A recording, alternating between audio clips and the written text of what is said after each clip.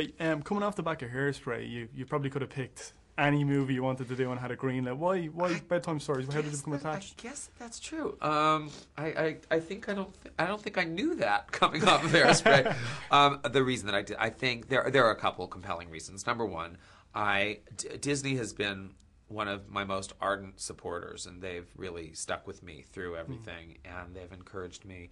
And I think when I came out of Hairspray, I told everybody that I work with that I wanted to make a movie with Disney. And I was also spending a lot of time with my nephew and my niece, who I love very much, who are 5 and 6.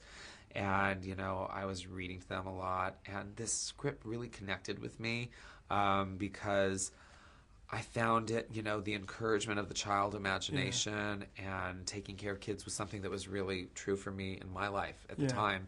So I just connected with it, and it sounded kind of fun. Yeah, it was. It's on a big scale as well. Obviously, there's a fairly decent budget behind here. Was it a lot of fun messing around with the special effects? And it was an enormous amount of fun for me working on an effects stage. You know, there was a part of me that thought, ooh, this is going to be intense and it's going to be really hard. It turned out it's not. What you do is you hire people who are really good at it. And once they understand what you visually expect, because I have a very specific kind of visual aesthetic. Once I was able to communicate what I wanted each story to look like, by and large, there were very few things that didn't come out how I wanted them to look, you know. So you know, when I gave everybody visual references. So, because I wanted things to look really iconic. Like, if you're reading a children's story, what would a fairy tale kingdom look like? It looks a lot like what, you know, I think we think of. Looks like Ireland a little bit. It is, because it's 3 different iconic. You got the Western, you got the outer space. And but the space thing I really keyed off of Star Wars. And the Western one, I said I keyed off of Blazing Saddles.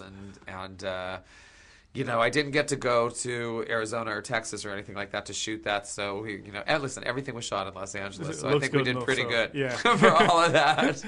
But you obviously worked with Steve Martin before as well, who's a comedy great. Adam's another kind. You're working with a lot of comedy guys. And I know, right? How do these guys? How does their style differ? And directing 2 guys, is it more difficult, less difficult, or just let them roll at it? Working with comedians is very exciting for me because I share their expectation of sort of comedic excellence. Like, listen, they have very different. Steve is much more cerebral. Adam is much more visceral. And once you crawl into the head of the person that you're working with, you can really understand it. And, you know, when you're working on a specific project, what's really important is you're on the same page with them and know what kind of movie that they're making. And Adam is a new father, and I think he really understood that he wanted to also make something for his little girl.